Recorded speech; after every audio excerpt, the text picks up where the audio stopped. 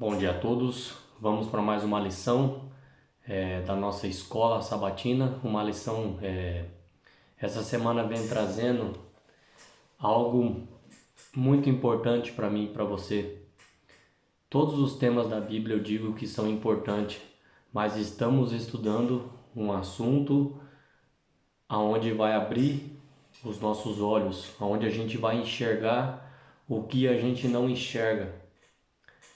Você que gosta do livro do Apocalipse e não entende, a gente está trazendo no decorrer desse trimestre, desses 3 meses, que já está indo já para o final, a gente agora está na lição 9, vem trazendo agora a segunda mensagem angélica. A gente já estudou a primeira e agora a gente vai começar a segunda. O que Deus tem para mim e para você nessas verdades eternas. A mensagem que eu tenho para você hoje, a Bíblia tem para você hoje, vai despertar os nossos olhos, que o Espírito Santo possa traduzir no seu coração e no meu coração, que o Espírito Santo me ajude a falar com você, porque por conta própria, por mim, eu não consigo alcançar o seu coração, mas o Espírito consegue fazer você entender o que o Apocalipse está dizendo. Hoje a gente vai estudar sobre, na Bíblia só tem dois caminhos, né?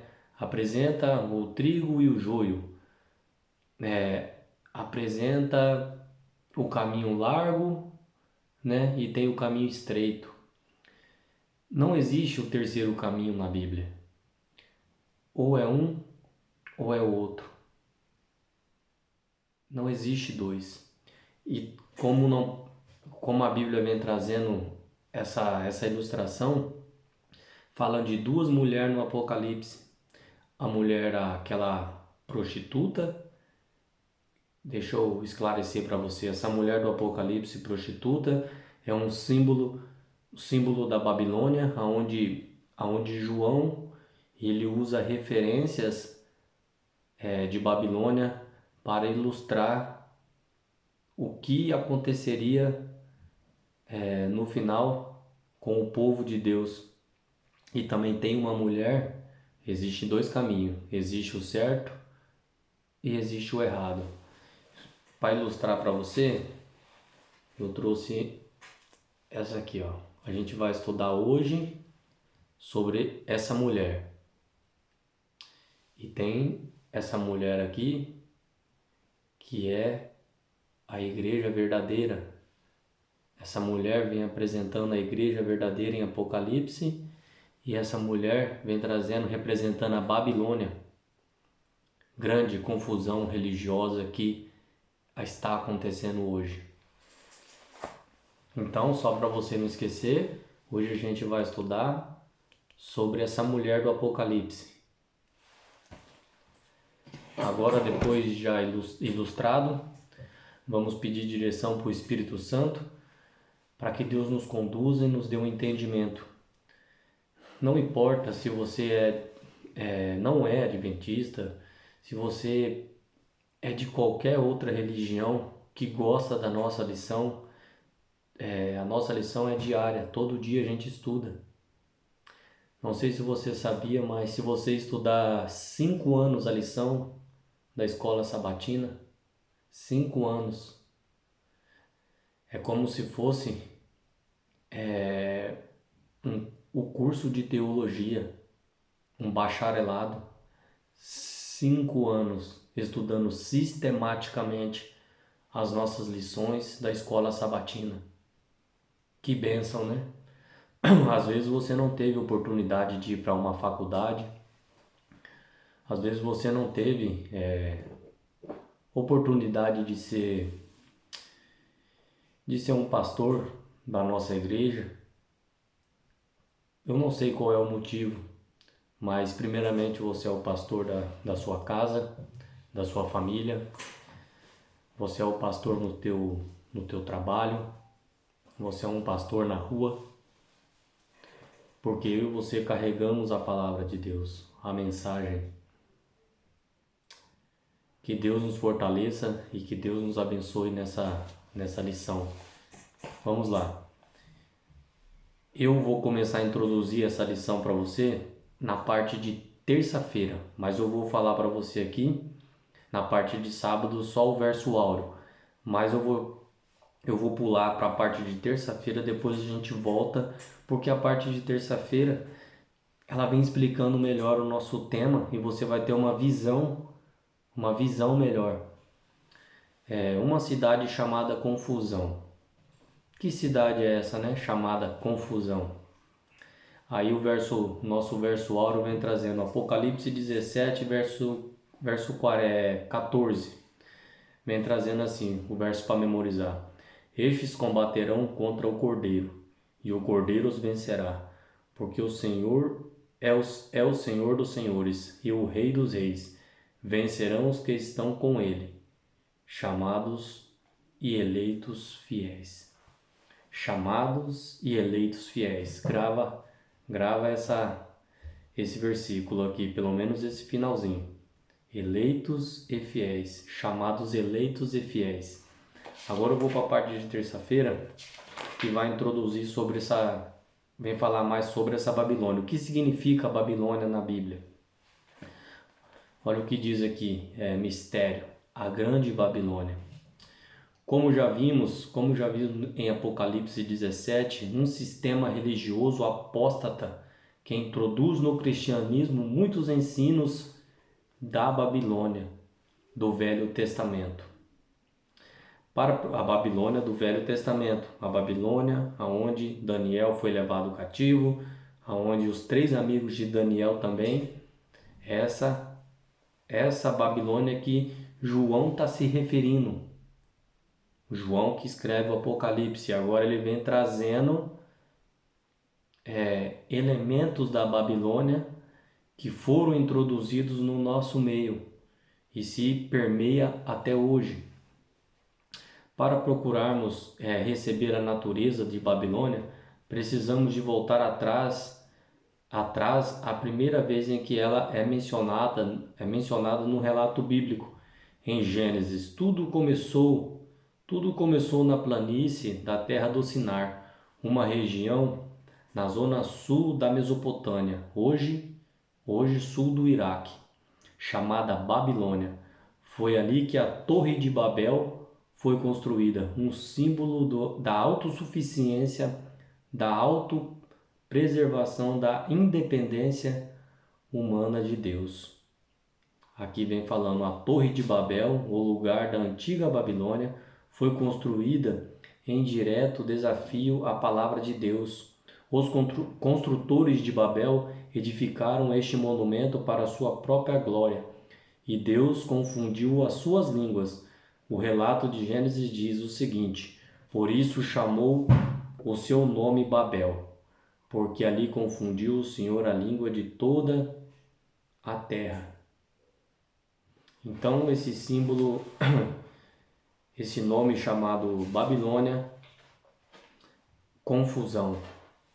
Então quando João diz aqui Babilônia em Apocalipse, ele está se referindo a uma confusão religiosa. E agora a gente vai entender como que funciona essa confusão religiosa que hoje está no nosso meio. Aqui na parte de domingo vem trazendo dois sistemas contrastantes. Em Apocalipse 12, versículo 17, fala assim: irou-se o dragão contra a mulher e foi pelejar com os restantes da sua descendência, os que guardam os mandamentos de Deus e têm a fé em Jesus. Primeiro ponto, primeira característica. Essa é a primeira característica que a gente vê aqui nessa mulher, onde eu mostrei para você, essa igreja pura, essa mulher. Porque o dragão, como diz aqui em Apocalipse 12, 17, o dragão está irado contra essa mulher aqui. Irou-se o dragão contra a mulher e foi pelejar com os restantes da sua descendência. os que guardam os mandamentos de Deus e têm a fé em Jesus, o testemunho de Jesus. Então o dragão está irado contra aqueles que guardam os mandamentos de Deus e têm a fé em Jesus, o testemunho em Cristo. Você tem, a gente já sabe, mas eu vou reforçar para você. A gente é salvo pela fé, a gente é salvo pela graça. E não se discute isso. Mas a norma do juízo de Deus, em Tiago 2, lá do verso 10 em diante, fala que é a lei da liberdade. E qual é a lei da liberdade na Bíblia? Os 10 mandamentos. Muita gente tem confundido, só porque Cristo veio, ele aboliu os mandamentos. O mandamento de Deus não foi abolido. A lei moral de Deus, ela não foi abolida. Sabe qual é o grande problema hoje? Tem um problema. Entre os 10 mandamentos existe um mandamento que é a discórdia, porque no nosso meio cristão, no nosso meio protestantismo, você pode perguntar para qualquer pastor, para qualquer líder religioso, você pode listar os 10 mandamentos para ele, e ele vai concordar com 9. Ele só não vai concordar com um mandamento, que é o quarto mandamento, que é o sábado, é o dia do Senhor. No nosso meio, protestantismo. Por quê? Tiago diz que a gente se tropeçar em um só ponto, a gente é culpado de todos. Se eu nego um mandamento, eu estou negando todos os mandamentos. E como eu vou repetir para você, a gente é salvo pela graça, mediante a fé, e isso não vem de vós. É um dom de Deus, é gratuito. É gratuito. Mas Deus ele te salva para quê? Ele derrama graça na sua vida para quê? Para você continuar do mesmo jeito? Para você roubar, para você matar, para desonrar pai e mãe? Então existe uma pedra de tropeço para 99% dos cristãos. 99%. Sabe por que eu estou dizendo 99%? Porque existe sim muitos filhos e muitas filhas sinceras que não sabem da verdade, que estão se apoiando inteiramente nos seus líderes religiosos. E você, que é um líder, você que é um ministro do Evangelho, você que tem pessoas que acompanham você, você que tem autoridade na igreja, eu acho que você deveria pelo menos ser sincero com você mesmo. Ou se você não sabe, procure o poder do Espírito Santo. Eu acho que é mais fácil você olhar para os mandamentos de Deus, porque você vai concordar com os 9. Com um você não vai concordar. Sabe qual que é o mais sincero? É você olhar para o quarto mandamento e falar: Senhor, realmente está escrito. Eu não consigo. O Senhor sabe a minha vida. O Senhor sabe que eu tenho uma empresa. O Senhor sabe o dia em que eu ganho mais dinheiro é o sábado. Por favor, se o Senhor não me ajudar, eu não consigo. Mas eu reconheço verdadeiramente que o sábado é o dia do Senhor. Eu acho que Deus, com certeza, Ele ia fazer uma mudança na sua vida. Deus ele ia dar força para você conseguir, pela fé e pela graça, observar os seus preceitos. Ou não é pela fé e pela graça que a gente observa os outros mandamentos? Fala que a gente também, não pode cobiçar as coisas dos outros. Ou você nunca cobiçou? Fala também que a gente não pode adorar imagens e esculturas. Você está adorando imagens e esculturas? Se você está adorando imagens e esculturas, essa lição está trazendo para você aqui em Apocalipse. Babilônia era uma grande adoradora de ídolos. E Deus, ele rejeita você colocar sua confiança, com todo o respeito que eu falo para você isso. Deus, ele quer um relacionamento com você. Deus é um Deus de relacionamento. Ele não quer que eu tenha, vou dar um exemplo para você, ele não quer que eu coloque a minha confiança nesse livro, porque esse livro não fala, não respira, não é o Deus único esse livro. Eu não posso apoiar a minha confiança em nada e em ninguém a não ser Cristo, a não ser o Deus verdadeiro. Deus, ele diz lá no Antigo Testamento: acaso não há Deus em Israel?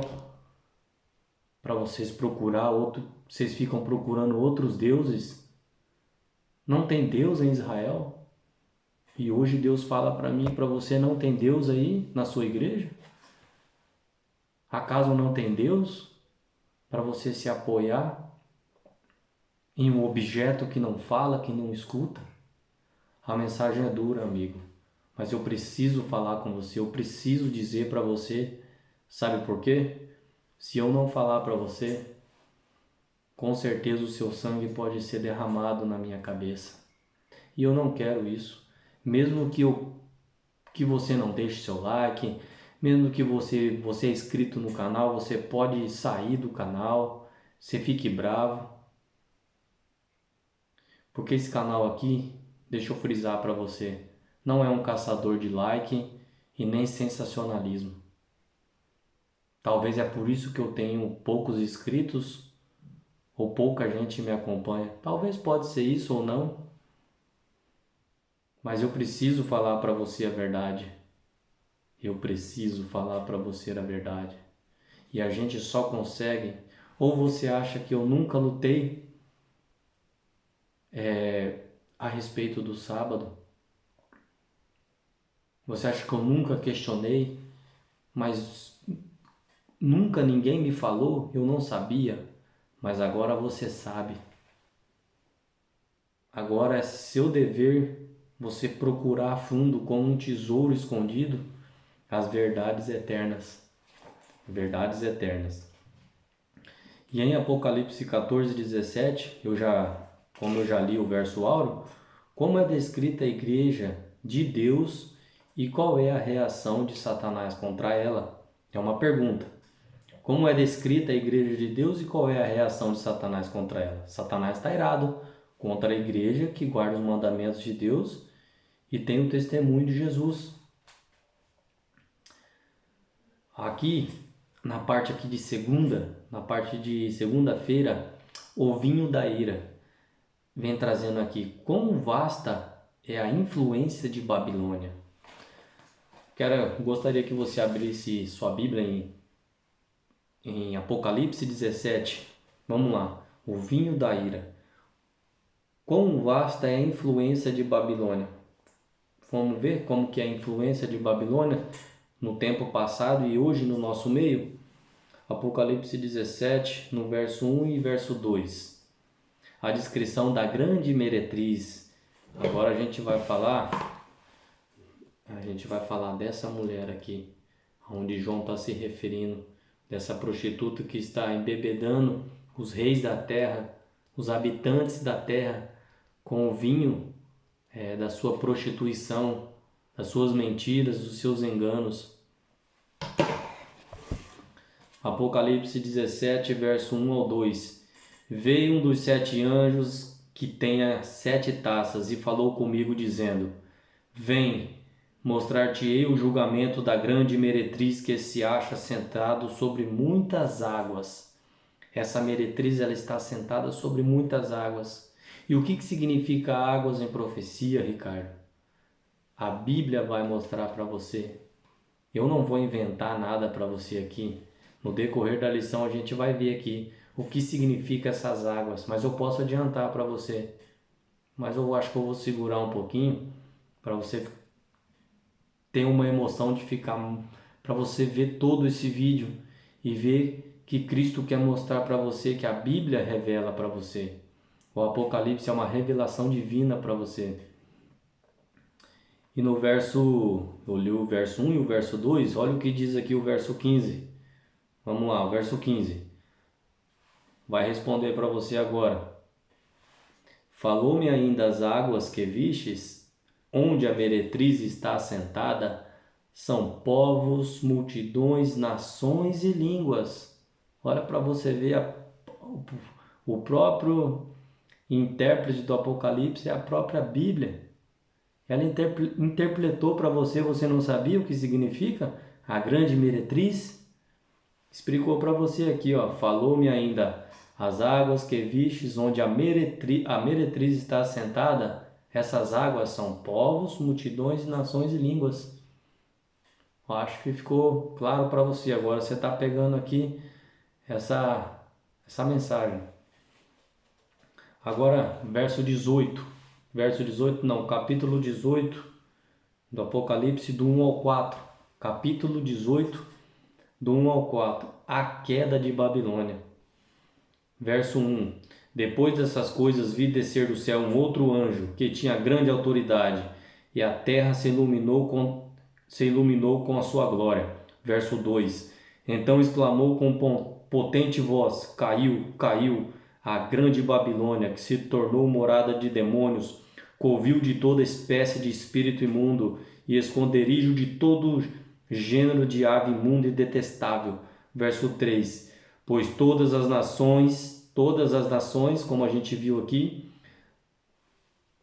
pois todas as nações têm bebido do vinho do seu furor, da sua prostituição. Com ela se prostituíram os reis da terra, também os mercadores da terra, que se enriqueceram à custa da sua luxúria. Verso 4. Ouvi outra voz do céu dizendo: Retirai-vos dela, povo meu, para não serem cúmplices em seus pecados e para não participares dos seus flagelos. Aqui é uma advertência divina. Se você está em Babilônia, nessa confusão religiosa, nessas águas, se você está dentro desse sistema aonde a palavra do homem é autoridade, aonde trocaram os mandamentos, se você está dentro desse sistema, talvez não, você é um filho sincero, que você talvez não saiba dessas profecias, você não conhece a Bíblia como você deveria conhecer, mas hoje Deus está mostrando para você, se você está dentro desse sistema religioso, onde alteraram a lei de Deus, mudaram a lei de Deus, Deus está fazendo uma advertência para mim e para você. O que Ele está falando para você? Ouvi outra voz do céu dizendo: Retirai-vos dela, povo meu, para não serem cúmplices em seus pecados e para não participarem dos seus flagelos. Sai dela, povo meu. Sai dela. Está embebedando com o vinho da sua prostituição, suas falsas doutrinas. Vamos seguir adiante. Vamos seguir adiante aqui. A parte aqui de terça-feira.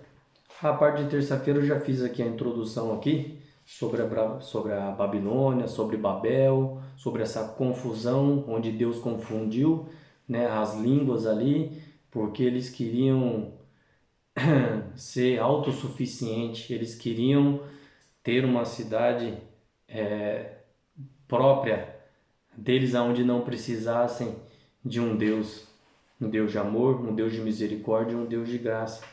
Na parte de quarta-feira, um chamado ao compromisso. Aqui está falando, o apelo do Apocalipse é um chamado urgente ao compromisso, resumido no símbolo de duas mulheres, como eu mostrei para você essas duas mulheres aqui, nela mencionadas. Embora por vezes pareça que o povo de Deus será vencido neste grande conflito cósmico entre a verdade e o erro, Deus promete que a sua igreja triunfará. Deus ele promete que a sua igreja ela vai triunfar e as portas do inferno não prevalecerão contra ela. A igreja de Deus, a igreja verdadeira, que guarda os mandamentos do Senhor e tem o testemunho e tem a fé em Jesus, parece que vai cair, mas não vai. Porque a igreja de Deus, eu e você somos a igreja de Deus, nós levamos a sua palavra, onde que pela fé e pela graça a gente entende que os 10 mandamentos não foram abolidos e principalmente também o sábado não foi abolido, está em vigência. Seremos julgados pela lei da liberdade. E qual é o caráter aqui dessa lei da liberdade?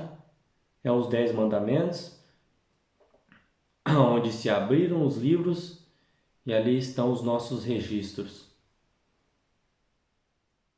Que Deus possa nos dar força para a gente sair desse sistema, dessa falsa adoração, onde Deus tem uma adoração verdadeira. Aqui, né, Jesus ele fez aqui, que promessa Jesus fez aos discípulos, né, do propósito da sua igreja. Jesus ele disse que as portas do inferno não prevalecerão contra a sua igreja. Na parte de quinta-feira vem trazendo Babilônia, o centro da idolatria.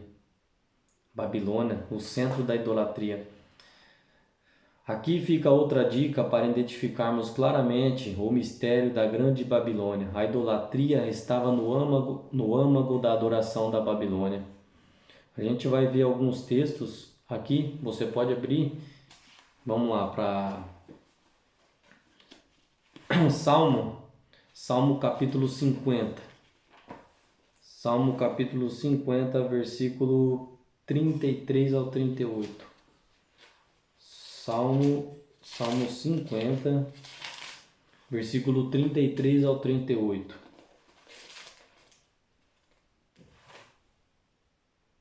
Salmo 50 não, me desculpe.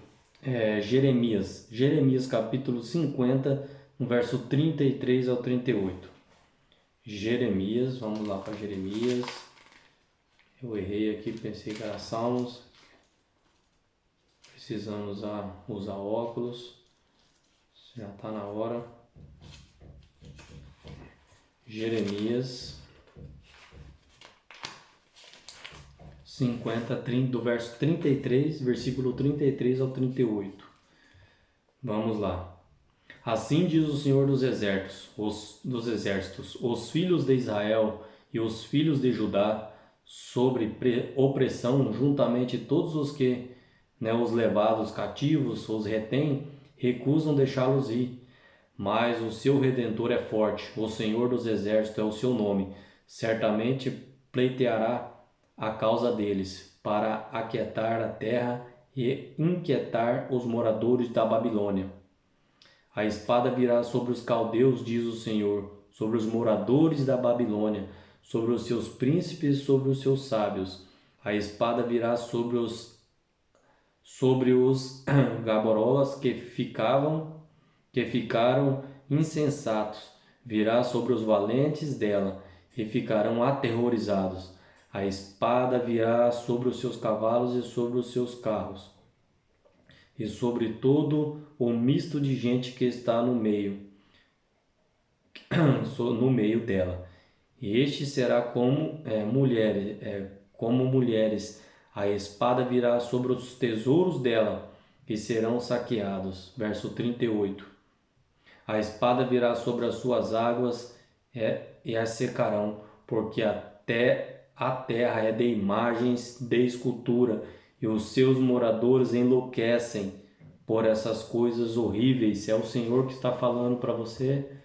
Os moradores de Babilônia enlouquecem com essas coisas. Fanatismo por imagem e escultura, aonde não falam. Acaso, como eu disse para você, não tem Deus em Israel? Não tem? E agora no versículo 30, aqui de Jeremias mesmo, 51:17 diz assim: Todo homem se tornou estúpido e não tem saber. Todo ouvireis é envergonhado pela imagem que esculpiu, pois as suas imagens são mentira e nelas não há fôlego. É Deus que está falando para você que vocês se tornaram estúpido. É Deus que está falando. Não é o Ricardo. Não fique bravo comigo. Essa imagem não tem fôlego. Não pode. Não pode falar com você como Deus verdadeiro. Mas agora talvez esteja passando na sua cabeça, mas Ricardo, uma vez eu fiz alguma promessa e eu pedi para algum santo, para alguma imagem, para curar o meu filho, a minha filha, meu marido ou eu mesmo. E eu tive essa cura, Ricardo. Como explicar isso? Deixa eu falar para você uma coisa. Mesmo eu e você, Deus é um Deus de misericórdia. Deus ele não age comigo e com você como nós agimos com outras pessoas ou com nós mesmos. Deus ele atende orações de filhos e filhas sinceras. Mesmo quando eu não sei, mesmo eu não sabendo, vou dar um exemplo para você. Esse livro, eu peço para esse livro me curar de um câncer, mas eu sou ignorante a respeito das escrituras e eu fui ensinado a adorar imagem e escultura, ter uma intermediação. Eu fui ensinado, um exemplo, eu fui ensinado e agora eu deposito a minha confiança nesse livro e eu vou lá e recebo uma bênção de Deus. Eu fui curado do câncer. Mesmo esse livro recebendo toda a adoração do livramento do câncer, vou dar um exemplo para você, mas foi através desse livro, foi através dessa imagem, foi através do santo tal que eu fiquei curado. E você vai lá e deposita toda a sua confiança nesse livro. Mesmo eu fazendo isso, Deus, ele vai lá e derrama a sua cura, mesmo quando o mérito não seja para Cristo. Deus, pela sua misericórdia, pelo seu amor, porque você é um filho e filha amada, e um dia ele sabe que você vai chegar a esse conhecimento da verdade, ele vai lá e cura você, mesmo ele não recebendo o mérito. É a mesma coisa você no seu trabalho, onde você se esforça, você tem tudo para ganhar, você tem tudo para ganhar uma promoção. É um exemplo que eu estou dando. Você tem tudo para ganhar uma promoção e chega outra pessoa que não faz nem um terço ou nem um pouquinho do que você faz e leva o mérito de tudo. Você ia ficar bravo ou não? Humanamente. Humanamente a gente ia ficar muito chateado. Porque uma pessoa ou um livro levou o mérito. E aquele que merecia toda a honra e toda a glória, aquele que merecia toda a honra e toda a glória não foi adorado. Mas Deus, pela sua misericórdia, pelo seu amor, ele respeita. E ele cura e ele vai curar você. Mesmo ele não recebendo o mérito, porque um dia ele sabe que você vai chegar a esse conhecimento. E esse conhecimento chegou para você hoje. Não esconda debaixo do tapete. Não finja que você não ouviu ou não escutou. Estude as escrituras. Não dependa de nenhum líder religioso. Não dependa. Hoje a Bíblia está em acesso às suas mãos. Em acesso. Todo que pede o poder do Espírito Santo pode compreender as Sagradas Escrituras. E a gente aqui já vai para o encerramento. Como a gente já viu aqui, né, que a Babilônia, o grande símbolo de idolatria, de imagens, de escultura, de autossuficiência. Você lembra quando Nabucodonosor, lá em Babilônia, ergueu aquela estátua? Todos eram para adorar aquela imagem, aquela escultura. Todos. Sadraque, Mesaque, Abednego, Misael, né? Azarias e Ananias, eles não adoraram. Eles falaram: ó rei, se o nosso Deus quiser nos livrar, ele vai nos livrar. Mas fique sabendo que a gente não vai se curvar, porque mesmo se ele não nos livrar, não tem problema, ele é o dono da vida. Um dia, e esse tempo está próximo, aonde a igreja, essa autoridade, ela vai se unir ao Estado. Igreja e Estado nunca deram certo. Toda vez que está envolvida igreja e Estado, dá perseguição e morte. E é isso que vai acontecer no final dos tempos. Igreja e Estado vão se unir. Vão se unir. Você sabe disso? Que a igreja e o Estado eles vão se unir.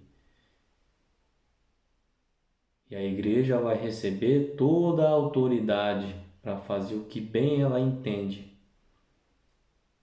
E isso ela já tem feito há muito tempo e sutilmente. E talvez você não esteja percebendo. Aí você fala para mim: que bobeira é essa, Ricardo? Que importa ter mudado o sábado para o domingo? O importante é a gente escolher um dia. O importante é eu adorar qualquer dia que eu quiser ou que a igreja determina. Que bobeira é essa, Ricardo? Às vezes você critica alguém da igreja romana porque está adorando o ídolo, imagem. Talvez você critica essa pessoa, mas você, eu quero chamar a sua atenção, que pega a Bíblia, coloca debaixo do braço. Você que é um pastor, você que é um líder religioso, você que é liderança da sua igreja, você que é membro que critica alguém que adora a imagem e escultura, mas você mesmo está indo para uma igreja, você está indo para uma igreja aonde estão adorando o domingo. Mesmo você não adorando imagem, escultura, aí você se acha porque você não adora imagem, escultura. Aí você é diferente. Aí você é diferente, mas você está no mesmo sistema de Babilônia. Pegou a visão? Você está no mesmo sistema da Babilônia. Sabe por quê? Porque quem alterou o quarto mandamento? Fala para mim, quem que alterou o quarto mandamento? Isso se oficializou lá com Constantino em 321. Talvez eu acho que você pegou a visão agora, né? Não tem diferença entre você que aceita que o quarto mandamento foi mudado e não tem diferença com aquele filho sincero e filha sincera que está lá sem saber, talvez, adorando imagem e escultura. Seja sincero, amigo. Mas Ricardo, o meu pai, a minha mãe, eles estabeleceram essa igreja. Eu sou desde pequenininho dessa igreja. Como que eu vou falar para minha mãe, para o meu pai, para minha esposa, para os meus filhos que a gente estava enganado? Olha, amigo, Apocalipse 18, verso 4 está falando para você. Caiu a grande Babilônia. Deus está falando para você se retirar dela, para você não fazer parte dos seus flagelos. As 7 últimas taças da ira de Deus contra os ímpios. Então hoje é a oportunidade, hoje é o dia. Que Deus nos fortaleça, que Deus nos abençoe. E vamos fazer uma breve oração agora para que Deus nos dê força, que o Espírito Santo possa nos capacitar, para a gente ter força para resistir a esse poder. Querido e bondoso Deus, obrigado porque o Senhor é Deus, o Senhor cuida. Aprendemos aqui verdades eternas, Pai. O Senhor possa curar cada coração, Pai, que está magoado, está triste. Talvez vai levar um tempo para esse processo acontecer, Senhor. Mas que Deus nos fortaleça, Pai. Que Deus nos dê a capacidade, o entendimento, que o Espírito Santo possa estar no nosso coração e no nosso meio e não fazer parte desse sistema, Pai, onde vai declarar guerra contra os seus fiéis filhos. Que Deus nos abençoe e nos fortaleça em nome de Jesus. Amém.